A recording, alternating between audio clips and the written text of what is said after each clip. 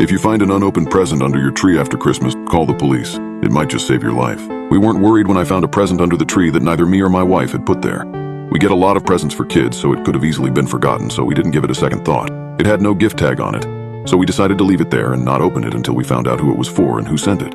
We should have just left it though. Maybe my family would still be alive if we did. So when I got up on the 26th early to make coffee, that was the only present left under the tree. It was a small box, maybe 6 inches tall and 6 inches wide, wrapped in bright red wrapping paper. There was a little green bow on top and it all looked expertly wrapped. But when I came out into the living room that morning, there was something off about that present that I couldn't place. It wasn't until later that I realized the wrapping paper had been completely green on Christmas Day. And it wasn't until later that I noticed that red had leaked on the floor around the present as well. I should have known something about this was deeply wrong. Throughout the day, our kids played with their new Christmas loot as Maria and I called different relatives asking if they left a little red gift under our tree.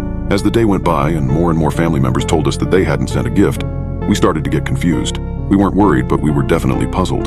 There had been no signs of a break-in or any forced entry, but the gift had to have come from somewhere. Mary and I spent the entire day trying to figure it out, and when night came around, we were mentally exhausted.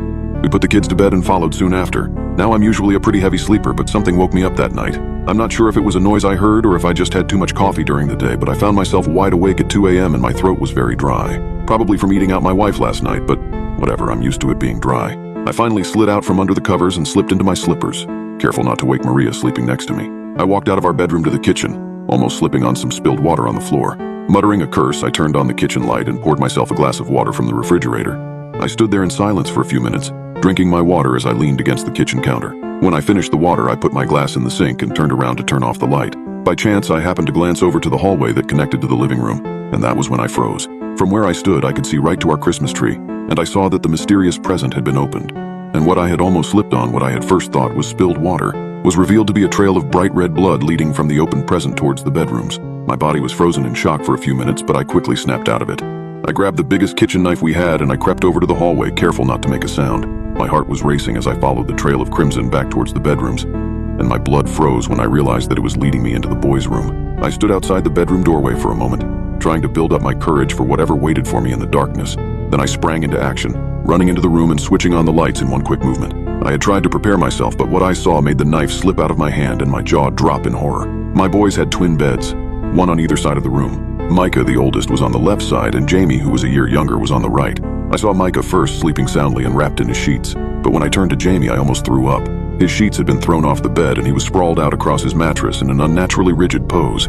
His limbs were bent back in ways that no bones should be able to move, and his unseeing eyes were open and stared up at the ceiling. Blood covered his pillow, his mattress, everything. Attached to his neck was the most hideous thing I'd ever seen.